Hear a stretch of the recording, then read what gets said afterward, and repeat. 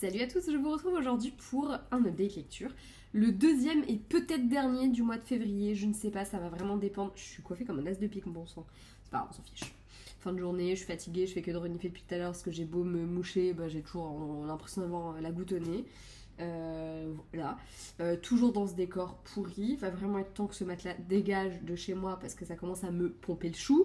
Voilà, donc deuxième update lecture du mois de février. Il y aura peut-être un troisième update, ça va dépendre si j'avance bien dans ma lecture en cours. Écoutez, ça a l'air plutôt bien parti. J'aimerais bien la terminer d'ici ce week-end, mais j'ai un peu peur que ce soit pas le cas, sachant que demain soir on mange entre collègues et que je suis pas sûre de trop lire ce soir parce que je suis éclatée au sol.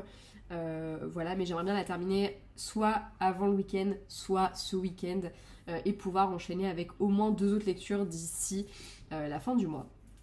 On verra bien ce que ça donne, on verra si j'en suis capable ou pas. En attendant, aujourd'hui, petite update lecture placée sous le signe du thriller, puisque j'en ai lu 3, un jeunesse et 2 adultes, et je suis très contente de vous en parler. C'est des livres que j'ai vraiment enchaîné, en fait, après ma première lecture, j'ai enchaîné vraiment, du coup, j'ai lu quoi? J'ai lu Verity. J'en ai lu un autre, non? Attendez, je vérifie. Ah bah non. J'ai lu du coup Verity et les 3 là je les ai enchaînés aussi à la suite. Voilà. Non mais je suis perdue parce qu'en fait l'update précédent je vous ai parlé de 3 livres alors que j'en avais lu que 2 au mois de février. Bref, voilà, Anaïs s'est perdue, on s'en fout. Parlons plutôt bouquin avec Qui meurt de Karen M. McManus, publié chez Nathan. Il s'agit de la suite de Qui ment. J'allais dire de la même autrice, mais ça paraît cohérent puisque c'est la suite, pauvre conne. Dans Qui ment, Simon, un adolescent qui était connu pour le blog Askip, sur lequel il révélait les secrets de tous ses petits camarades, oh le petit connard, mourait, et les personnes qui étaient accusées de sa mort, de son meurtre, étaient les 4 adolescents qui étaient présents avec lui dans la salle de classe, la salle de colle, bonjour Meiko, dans laquelle il était décédé. Excusez-moi pour ces miaulements intempestifs, je crois que mon chat m'aime. Ça arrive de temps en temps, c'est rare, généralement elle préfère mon mec, mais voilà. De temps en temps, c'est moi sa chouchoute.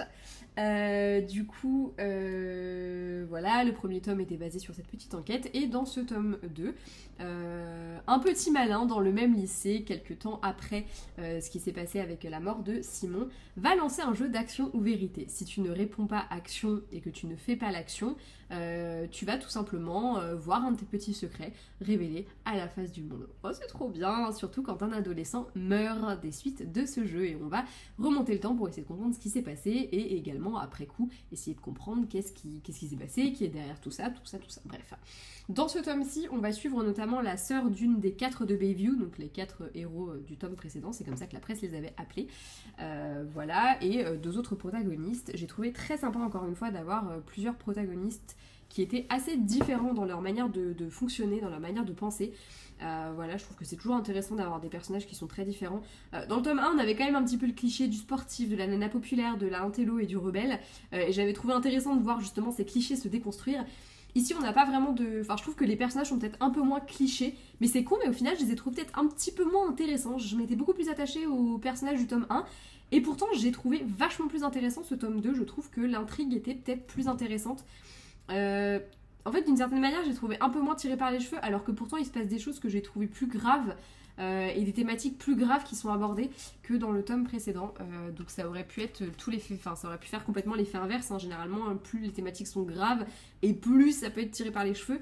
Mais là, en l'occurrence, j'ai trouvé que globalement ça s'entendait pas mal tout ce qui se passait. L'intrigue était hyper prenante. Je trouve que c'est un thriller young adulte qui est très bien mené. Et franchement, je vous conseille de découvrir la plume de Karen McManus. Elle écrit vraiment de très bons thrillers young adult si vous aimez le genre. Je trouve qu'à chaque fois, l'intrigue est plutôt bien ficelée. Il y a très fréquemment des histoires de famille dedans, puisque là encore, on a un duo de sœurs qui est assez intéressant à découvrir et dont la relation est intéressante à creuser.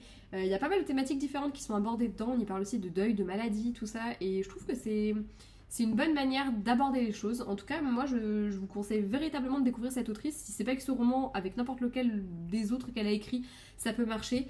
Vous pouvez lire Qui meurt sans avoir lu Qui ment. Je pense que globalement, on le comprend. Mais je vous conseille vraiment de les lire quand même l'un après l'autre. Je pense que c'est plus sympa quand même. En tout cas, un très bon thriller jeunesse que je vous conseille vraiment beaucoup. Après ça, j'ai lu le dernier Shari Lapena qui avait rejoint ma pile à lire, L'étranger dans la maison, publié chez Pocket. Shari Lapena, j'avais très mal démarré avec elle puisque le premier roman, Un assassin parmi nous, que j'ai lu d'elle, je l'ai pas du tout aimé. Enfin, j'ai vraiment pas accroché. Et tous les autres, je les ai aimés. Celui-ci rentre dans la case des romans que j'ai aimés d'elle. Dans ce récit, on va suivre Karen et Tom, un couple parfait en apparence. Seulement un soir, Tom il rentre à la maison et Karen n'est pas là. Il va être appelé par la police à peu près au moment où lui s'apprêtait à les appeler pour savoir s'il n'y avait pas, pour signaler sa disparition, tout bêtement. Donc il va être contacté par la police puisque Karen a eu un grave accident de voiture. Elle est en vie, ne vous inquiétez pas. Dans un quartier malfamé, elle roulait super vite et super mal, ce qui va pas mal interloquer Tom parce qu'elle a toujours été hyper carrée sur les excès de vitesse et tout, elle a toujours fait très attention à ça, et surtout qu'est-ce qu'elle foutait dans ce quartier. Karen, le problème c'est qu'elle ne se souvient de rien, l'accident l'a laissée avec un énorme hématome au niveau du cerveau, et elle se rappelle pas du tout de ce qui s'est passé, ce qui l'a menée dans le quartier, pourquoi est-ce qu'elle était là-bas, et surtout pourquoi est-ce qu'elle s'est barrée comme ça super vite. L'enquête de police va la mettre un petit peu à mal, puisqu'il s'est passé des choses pas très nettes le même soir dans le quartier. Donc forcément, elle est suspecte. Quand elle va rentrer chez elle, elle devrait se sentir plutôt bien chez elle, mais elle va se rappeler de quelque chose d'assez particulier. C'est que depuis quelque temps, chez elle, elle se sentait pas très à l'aise et elle avait comme qui dirait l'impression que quelqu'un rentrait chez elle. Elle retrouvait fréquemment des affaires qui avaient bougé, etc. Voilà, ce qui pourrait peut-être justifier ce qui s'est passé, à voir qui sait, faudrait le lire pour le savoir. C'est un roman que j'ai lu très très rapidement, déjà parce qu'il est relativement court et en plus parce qu'il est très addictif. On va avoir plusieurs points de vue, que ce soit celui du mari, de Karen, d'une voisine et amie de Karen, des flics. Enfin voilà, on va avoir plein de petits points de vue différents comme ça qui vont constituer l'histoire et qui vont faire qu'on se laisse complètement happer dedans. On est encore dans une histoire de voisinage, de couple qui est en apparence assez parfait. J'avoue que je commence à trouver ça un petit peu redondant, mais en même temps, l'autrice le fait super bien, donc forcément, on se laisse happer dans l'histoire. L'intrigue est excellente, franchement, je l'ai trouvé encore une fois très très bien menée. Le final, complètement bluffé. Le dernier chapitre, je n'avais absolument pas vu venir ce qu'on allait avoir comme révélation. Franchement, voilà, autant il y avait certains trucs, bon, ok, d'accord, j'avais vu venir le délire.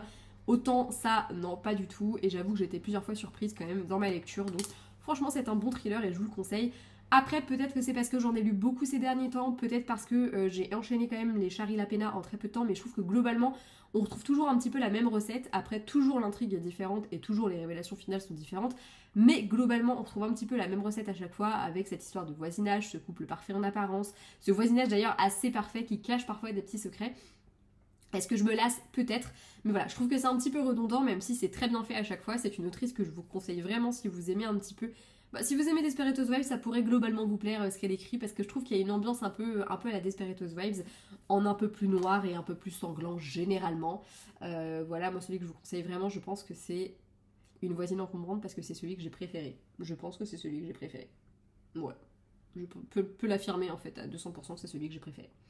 Donc ouais, je vous conseille Shari Lapena et je vous conseille ce roman, il est très sympa malgré tout. Je pense vraiment que c'est moi qui suis un peu lassée du style, parce que globalement j'ai quand même vraiment kiffé ma lecture et je l'ai dévoré, je crois qu'en 2 jours même pas il était terminé.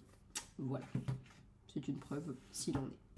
Le dernier roman que j'ai lu, il s'agit de Pas de secret entre nous de Samantha Donning, aux éditions Hauteville cette fois-ci, et qui va nous plonger dans le quotidien d'une famille encore une fois assez parfaite dans le genre. Le mari est prof de tennis, la femme est agent immobilier du coup d'ailleurs, agente immobilier. Grande question. Ils ont tous les deux enfants, petite vie parfaite en apparence, tout ça, en apparence seulement, puisqu'en réalité, ils ont tous les deux pris la petite habitude comme ça pour mettre du piment dans leur couple, de enlever des jeunes filles, de les tuer. Trop bien, voilà. Alors c'est pas dit texto dans... Enfin si quand même un peu. Ouais, j'avoue. Oui. En fait c'est pas dit texto dans le... dans le résumé, mais en même temps, dès que tu lis le résumé, tu comprends quand même que potentiellement, il y a des meufs qui disparaissent, et ils y sont pas pour rien. Voilà, donc c'est pas du spoil ce que je vous dis, et il y a des résumés que j'ai trouvés où là c'était clairement dit, mais en tout cas, là c'est vrai que sur mon résumé derrière, c'est pas texto dit. Au début, je savais pas non plus si à 200% c'était le cas. Spoiler alert, oui, complètement. Ce couple est un couple de psychopathes. On va suivre le récit du point de vue de l'homme, ce que j'ai trouvé assez intéressant. Après, globalement, je n'ai pas surkiffé ma race non plus. Alors, j'ai trouvé que l'idée était vachement intéressante. J'aime assez le concept d'avoir, tout simplement, d'avoir affaire à des personnages qui sont fondamentalement mauvais, hein, quand même. Il faut reconnaître que c'est pas les plus... comment dire, c'est pas les plus sympas, hein, voilà, ils enlèvent des jeunes filles et les tuent. En apparence, ils sont parfaits, c'est génial, tout ça, petite vie de famille, trop cool. Bref, j'ai beaucoup aimé ce concept-là et j'ai aussi beaucoup aimé voir la manière dont ils en étaient venus à ces dérives, tout simplement. J'ai beaucoup aimé la psychologie des personnages, je trouve qu'elle est très intéressante et qu'elle est vachement bien décrite. Et justement, je pense aussi que c'est un souci parce que je trouve que le récit est vachement lent et qu'il y a beaucoup de détails pour pas grand-chose. On a beaucoup de détails sur la nourriture et sur ce qu'ils mangent au repas et la manière dont les repas sont décidés. Et en fait, je pense que c'est une manière pour l'autrice de nous dépeindre le caractère des personnages parce que ce qui est décidé à manger va dépeindre clairement comment les personnages font pour... Enfin, tu vois un peu ce que je veux dire, mais du coup, il y a plein de petits détails qui sont pour moi un peu superflus et un peu longs et un peu lents et ça rend enfin, en fait, on est dans un truc où il y a quand même une réelle intensité qui se crée au fur et à mesure de l'histoire, puisqu'il y a des événements qui font que l'histoire est intense. Et en fait, cette intensité, j'ai un peu peiné à la retrouver. J'ai eu l'impression que c'était une narration qui était très... comment dire, dans le détail de choses pas très utiles. C'était un peu futile parfois, et voilà. On avait également beaucoup de retours en arrière, d'anecdotes passées qui justifiaient du coup les personnages, et c'était très intéressant de découvrir toutes ces anecdotes, mais ça coupait énormément l'histoire aussi.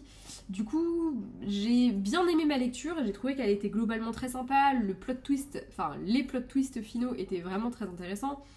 J'ai vraiment aimé les retournements de situation, notamment sur toute la partie à la fin, il y a un truc qui se passe qui va amener tous les éléments de la fin. Et j'ai trouvé que c'était très intéressant et très bien amené. Mais il m'a manqué un peu de peps en fait dans le récit, je pense, pour vraiment être à fond dedans. Malgré tout, c'était une lecture qui était vraiment sympa et un thriller que je vous conseille de découvrir parce que c'est quand même assez rare qu'on sache dès le début que le personnage principal du récit a participé à la mort de plusieurs personnes. Voilà, généralement on le cache un petit peu, puis à la fin, retournement de situation, ce personnage-là finalement c'est un connard.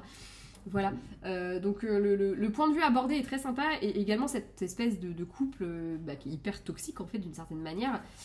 J'ai trouvé que c'était très intéressant à découvrir, et voilà, globalement c'est un bon récit avec pour moi beaucoup trop de lenteur et de langueur, et c'est ce qui fait que globalement j'ai aimé mais sans plus quoi, vraiment j'ai terminé, j'étais en mode, j'étais contente d'avoir fini parce que je trouvais que c'était long et j'avais l'impression de me l'être promené pendant je sais pas combien de temps alors que pas du tout, juste parce qu'il était un peu lent, mais malgré tout l'idée était intéressante, c'était bien mené et c'était un thriller qui ne manquait pas d'intérêt, j'ai envie de dire.